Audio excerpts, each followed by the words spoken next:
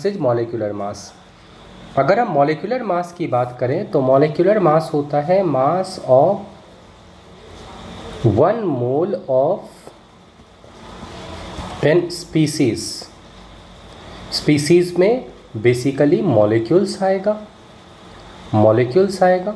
अब देखो, अब अगर मान लो सपोज एक मॉलिक्यूल्स H2SO4 की का मास देखें, एक मॉलिक्यूल्स H2SO4 का मास देखें तो क्या होगा, एक मॉलिक्यूल्स H2SO4 का मास देखते हैं तो इसका मास होता है 92U। मॉलिक्यूलर मास को जनरली हम लोग लेते हैं किस टर्म्स में, जनरली U फॉर यूनिफाइड मास, जिसको AMU भी बोला जाता है, यानी ये एक रिलेटिव मास है।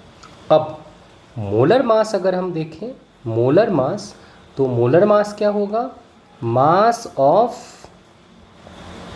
1 मोल ऑफ एनी मॉलिक्यूल्स, यानी एक मॉलिक्यूल्स का मास अगर होता है मॉलिक्यूल्स, एंड इसमें एक चीज़ और लगाना होता है इन ग्राम में। जैसे H2SO4 अगर हम लेते हैं तो H2SO4 का मोलर मास जो होगा वो होता है 98 ग्राम। अब दोनों का मास सेम रहता है, लेकिन यहाँ पर जब मॉलिक्यूलर मास लेते हैं तो मॉलिक्यूलर मास में इसको U में लिखते हैं, बट मोलर मास में इसको ग्राम में। ऐसा क्यों, देखते हैं। अगर हम एक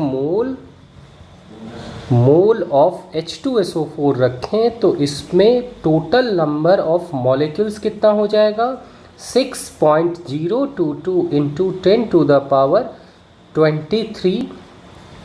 ये हमारा हो गया नंबर ऑफ मॉलिक्यूल्स ऑफ 1 मोल, और इनटू क्या लिखेंगे, मास of 1 mole, 1 molecules of H2SO4। तो जैसे कि हम जानते हैं कि 6.022 इंटू 10⁻23 जो है वो मॉलिक्यूलर मास होता है। अब 6.022 into 10⁻23 number of molecules in a mole होगा, और मास ऑफ 1 मॉलिक्यूल्स H2SO4 अगर देखते हैं तो एक मॉलिक्यूल्स H2SO4 का 98U होगा, जैसा मैंने ऊपर लिखा हुआ है।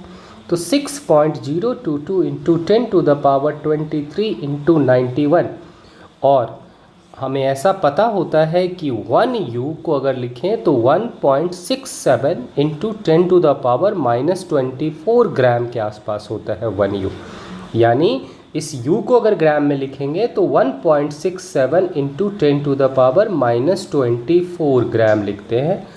यानी अगर आप देखोगे ये और ये, यानी 6.022 इंटू 10⁻23 इंटू 1.67 इंटू 10⁻23 को मल्टीप्लाई करने पर नियरली 1 के आसपास आएगा, यानी 98 ग्राम हो जाएगा। इसीलिए ये वैल्यू क्या है, Na, और ये वैल्यू क्या है, U या AMU, यानी Na प्लस AMU मिलाकर के 1 होता है।